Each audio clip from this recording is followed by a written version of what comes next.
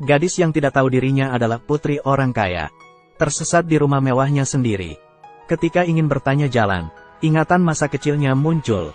Baoli mengikuti dirinya di masa kecilnya. Dan datang ke gudang kain tanpa sadar. Ipar bertanya padanya, apakah kamu pernah ke sini sebelumnya? Baoli bilang tidak. Tapi dia bisa mengatakan lokasi dua gudang lainnya. Nyonya sangat terkejut. Apakah Baoli adalah putrinya yang menghilang? Dan Minjing yang merenggut hidup Baoli jadi cemas. Gaya Baoli ketika makan mie goreng juga menimbalkan kerinduan tuan rumah. Dia berbagi mie gorengnya dengan Baoli. Tawa segera memenuhi ruangan. Minjing cemburu. Ini adalah pengalamannya yang tidak dia punya. Setelah makan malam, Baoli dan Yudan bermain di halaman pencelupan kain. Yudan tiba-tiba bertanya kepada ibunya apakah tidak ada layang-layang di rumah. Baoli melihat rumah yang familiar. Dia teringat adegan bermain layang-layang di rumah J ketika masih kecil. Dia bilang dia tahu lokasi penyimpanan layang-layang. Kemudian dia berlari ke sudut rumah dan mengeluarkan kotak dari bawah lorong. Ada dua layang-layang tua di dalamnya. Tuan rumah kaget.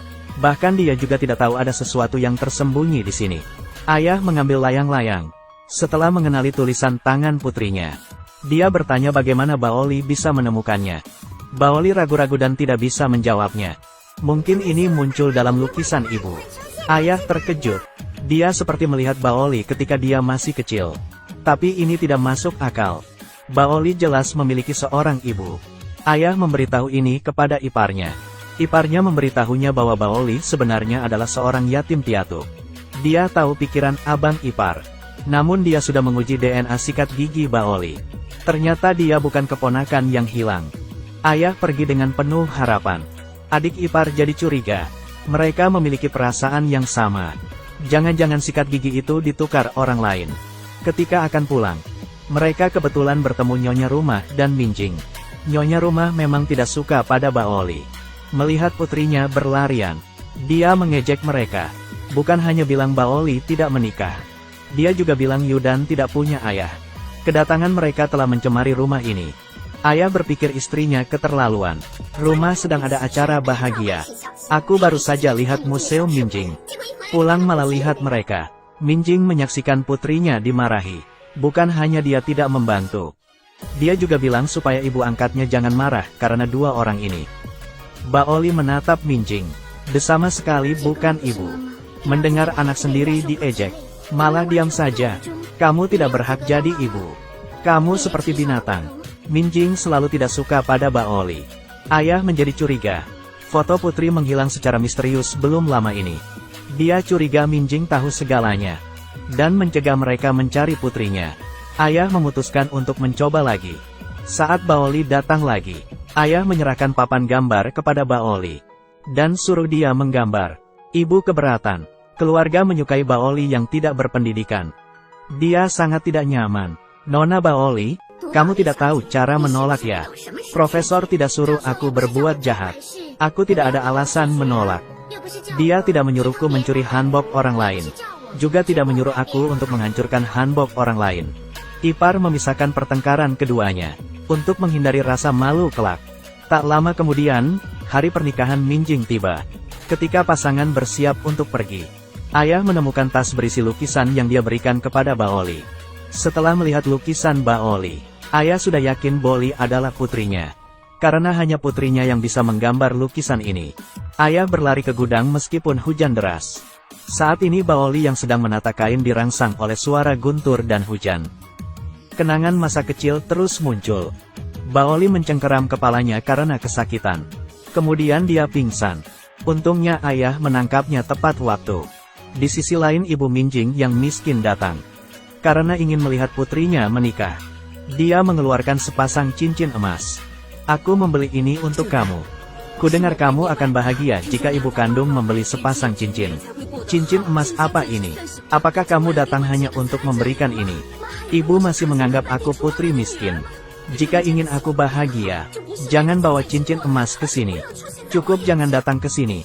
Ibu masih ingin memaksakan cincin itu ke Minjing. Tetapi dia didorong oleh Minjing. Cincin itu berguling di jalan.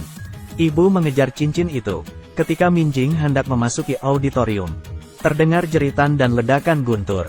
Minjing melihat dari jendela. Dia melihat ibu terbaring di genangan darah. Minjing ragu-ragu selama 3 detik. Lalu tinggalkan ibu yang terluka parah. Dan pergi ke ruang ganti untuk mempersiapkan pernikahan. Kemudian dia mengangkat ponsel suami. Dan memblokir nomor mantan pacarnya. Karena mantan pacarnya memiliki rekaman pengakuan Minjing yang menelantarkan putrinya sendiri. Dia bahkan menelantarkan putrinya. Hidup mati ibunya juga tidak peduli. Asalkan bisa menikah dengan lancar. Belum pernah melihat seperti wanita sekejam ini. Ibu kandung terjadi kecelakaan di luar auditorium. Dia hanya ingin menyelesaikan pernikahan secepat mungkin. Dan menjadi nyonya kaya.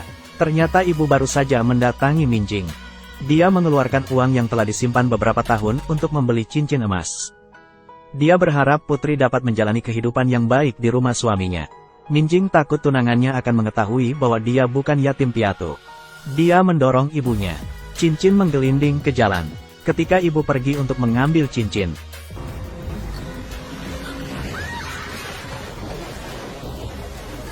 Mantan pacar yang ingin mengekspos Minjing. Melihat ibu Minjing yang berdarah. Dia menelepon Minjing. "Kamu ada di mana sekarang? Ibumu terluka, tolong datang sekarang." Apakah dia terluka parah? Apakah ditabrak sepeda motor? Mungkinkah dia mati? Apa yang kamu lakukan di sana? Ibumu terluka. Cepat ke sini. Cepat bawa ibumu ke rumah sakit. Bagaimana aku bisa pergi? Akan segera melangsungkan pernikahan. Kemudian Minjing menutup telepon. Dia pergi ke ruang ganti untuk dandan. Sampai ibu koma. Baru dia melepaskan cincin di telapak tangannya. Ibu angkat Minjing kaya datang. Dia bilang bahwa ayah angkatnya bersikeras tinggal di rumah untuk merawat Baoli. Dia tidak bisa menghadiri pernikahan. Minjing duduk di kursi. Jika ayah angkatnya mengetahui bahwa dia menggantikan Baoli sebagai putri angkat, dia khawatir pernikahan ini akan hancur. Untuk menyelesaikan pernikahan secepat mungkin, dia berbohong bahwa ayah angkatnya sakit kritis. Dan dia berharap pernikahan akan dilaksanakan segera. Melihat dia sangat berbakti, suami setuju dengan usulan Minjing. Saat pernikahan selesai, mempelai pria tampak gembira. Dan mempelai wanita tidak bisa tertawa. Baoli yang hidupnya dirampok oleh Minjing terbangun. Potongan-potongan kenangan yang aneh terus muncul di benak. Ditambah pertanyaan berulang kali dari ayah. Baoli kebingungan ketika hendak pulang dengan Yudan. Ingatan itu muncul kembali. Kali ini sangat jelas. Baoli tidak bodoh. Dia samar-samar menebak bahwa dia adalah putri keluarga ini. Jadi dia meminta Bibi untuk mencarikan beberapa foto masa kecil untuknya. Bibi ragu-ragu untuk berbicara. Saat tidak tahu bagaimana mengatakannya. Baoli menerima telepon. Setelah tahu ibu angkat masuk rumah sakit, Baoli bergegas ke rumah sakit. Ipar meminta ayah untuk foto masa kecil Baoli. Namun semua foto di rumah menghilang secara misterius. Ayah tiba-tiba teringat pamflet di studio. Ada foto Baoli saat masih kecil. Ibu mertua kaya lainnya sedang mengepak barang bawaan Minjing. Dia tidak sengaja membalikan kopernya. Foto masa kecil Baoli berserakan di lantai. Ibu mertua pikir ini foto Minjing. Dia bertanya-tanya apakah menantu perempuan telah menjalani operasi kelopak matanya. Kaihua juga datang dengan aneh. Dia langsung tahu ini foto yang hilang di museum. Dia membawa foto ke museum. Setelah tahu ini didapat dari koper Minjing, ibu segera membela Minjing. Mustahil mengapa Minjing melakukan ini. Pasti ada yang melakukan hal seperti ini untuk menjebak Minjing. Sudah cukup, kita tidak bisa membela Minjing lagi. Ayah tidak tahan lagi. Dia harus menghukum putri angkat yang kejam ini. Minjing masih belum tahu. Dia sedang menikmati malam pernikahan dengan santai. Saat suaminya sedang mandi, dia baru menelepon ibunya. Dia ingin memastikan apakah ibu sudah meninggal atau belum. Setelah mendengar omelan Baoli, Minjing sudah menebak bahwa ibunya baik-baik saja. Dia memiliki kepercayaan diri lagi. Aku tidak melakukan apapun. Ibu yang tertabrak mobil karena salah dia sendiri. Jadi siapa yang menyuruhnya datang ke sana? Bagaimana jika aku tidak jadi menikah? Apakah ini pantas untuk diucapkan? Jika kakak kehilangan sifat manusia demi kehidupan orang kaya, maka Baoli memutuskan untuk menghancurkan kehidupannya. Mulai sekarang dia akan mencari orang tua kandungnya. Ibu yang pura-pura tidur malah panik.